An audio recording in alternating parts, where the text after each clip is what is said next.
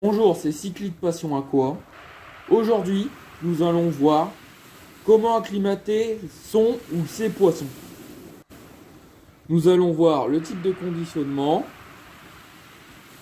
quel type d'acclimatation quand vos poissons voyagent peu, quel type d'acclimatation quand vos poissons voyagent longtemps, et où mettre vos poissons. Les différents types de conditionnement sont: quand vous acheterez votre poisson en animalerie, en magasin spécialisé, chez certains particuliers, votre poisson sera dans un sac plastique. C'est le contenant le plus basique. Le sac plastique contiendra un tiers à 50% d'eau avec votre poisson et 2 tiers à 50% d'air. L'autre type de conditionnement, quand un particulier vous demande de ramener un récipient, comme un seau, votre poisson sera dedans. Si vos poissons voyagent dans un contenant opaque avec couvercle, dans un seau opaque, avec couvercle, vous devez retirer le couvercle du contenant et laisser 10 minutes environ pour que vos poissons se réveillent avant de les acclimater quand vous arrivez chez vous. Aussi, utilisez autant de récipients qu'il y a de sacs de transport, car l'eau dans les sacs peut être différente pour chaque poisson en termes de paramètres. Par exemple, si vous avez 3 sacs de transport avec 3 poissons, utilisez 3 récipients. Maintenant, nous allons voir comment acclimater vos poissons quand ils ont voyagé peu, ce qui correspond à un voyage de moins de 24 heures. Si à votre arrivée, le sac où est vos poissons est toujours gonflé et que l'eau est toujours claire, je vous conseille de faire une acclimatation au verre. Surtout avec les poissons territoriaux comme les mbounas. Pour faire une acclimatation au verre, vous coupez le sac où sont vos poissons et vous versez délicatement son contenu dans un récipient comme un seau. Ou s'ils sont déjà dans un récipient comme un seau, vous videz un peu d'eau si nécessaire pour laisser juste assez d'eau pour que les poissons puissent nager. Je vous conseille de ne pas vider directement le seau ou le récipient avec les poissons. Utilisez plutôt un autre petit récipient pour le vider au fur et à mesure. Une fois que cette étape est faite, vous prenez un verre ou un autre petit récipient avec de l'eau de votre aquarium et vous versez tous les 5 minutes dans le récipient où sont vos poissons pendant 30 minutes à 1h30. Si vous vous demandez pourquoi tant d'écart entre ces deux chiffres, en termes de temps, car si le poisson est né dans une eau très proche ou égale aux paramètres de celle de mon aquarium, le temps d'acclimatation sera moindre, donc vers 30 minutes. Par exemple, si j'achète un mbounas dans ma région ou mon département, les paramètres de l'eau où il a vécu toute sa vie depuis sa naissance seront proches ou égales à celles de mes paramètres de mon aquarium. Donc, dans ce cas-là, le temps d'acclimatation sera de 30 minutes. Autre exemple, si j'achète un mbounas sauvage, donc qui est né dans le lac Malawi, avec des paramètres qui sont très différents de celles de mon aquarium, alors le temps d'acclimatation sera plus long. Donc vers 1h, 1h30. Il y a d'autres méthodes pour acclimater vos poissons, comme la méthode du goutte à goutte. Le goutte à goutte, c'est le même principe que l'acclimatation au verre. À la place de verser un verre tous les 5 minutes dans votre contenant avec les poissons, vous utilisez un tuyau de pompe à air et l'acclimatation se fait tout seul. et vous le placez dans votre aquarium. Puis à l'autre bout, vous aspirez. L'eau va descendre toute seule et vous faites un nœud. Plus le nœud est serré, plus le débit est moindre. Pour ces deux types d'acclimatation, le volume initial d'eau doit être multiplié par 3. Exemple, moi je laisse 5 cm d'eau. Donc à la fin de mon acclimatation, il doit avoir 15 cm d'eau dans mon récipient avec les poissons. S'il y a un peu plus, ce n'est pas grave. Maintenant, nous allons voir comment acclimater son poisson quand il a voyagé longtemps.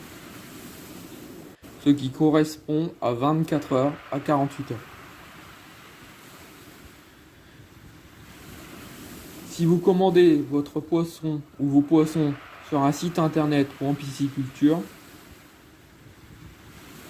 le temps de voyage va être entre 24 heures à 48 heures. Et si le poisson a voyagé moins longtemps que 24 heures et que l'eau du sac est trouble, je vous conseille quand même d'appliquer le type d'acclimatation que je vais vous citer. Le mieux, c'est de faire une acclimatation thermique.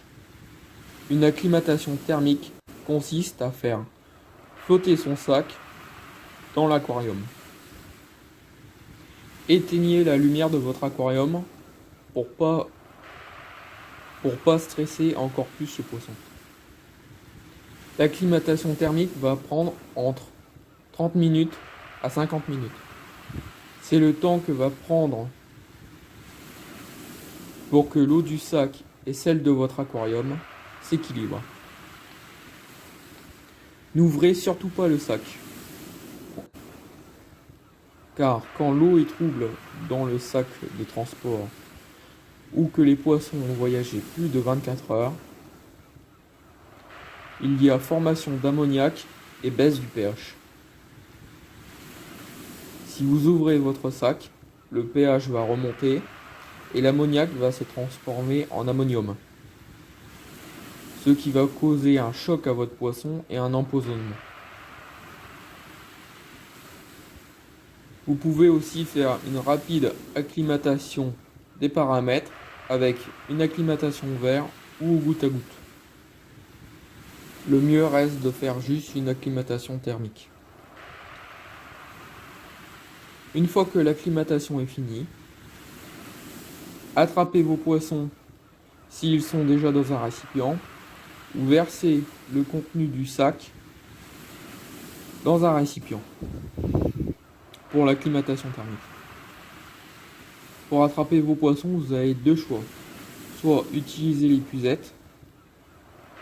De préférence, utilisez l'épuisette pour des poissons vifs, petits, fragiles et qui comportent des épines,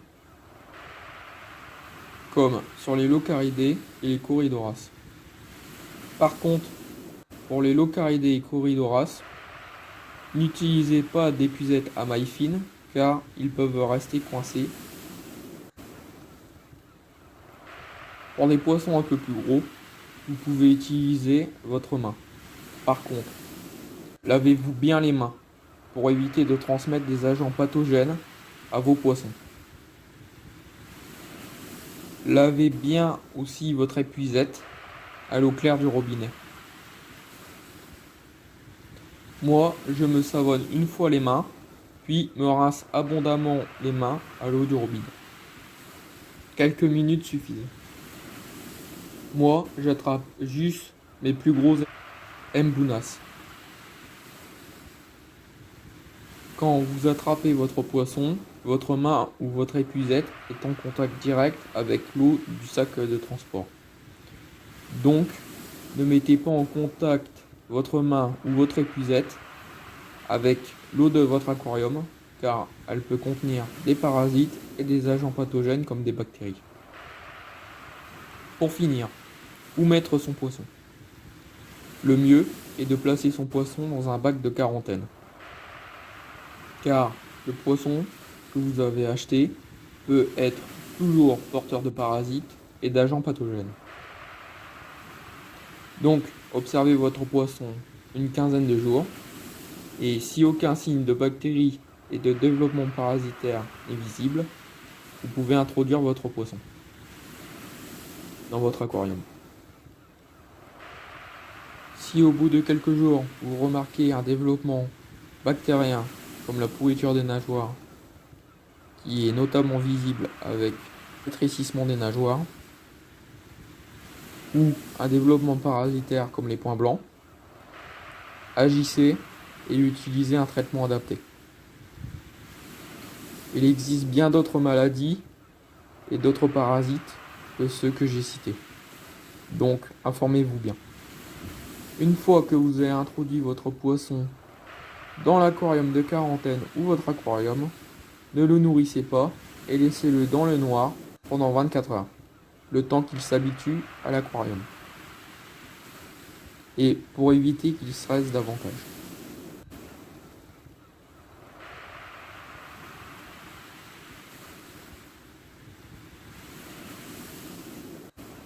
Au revoir, à bientôt pour de prochaines vidéos.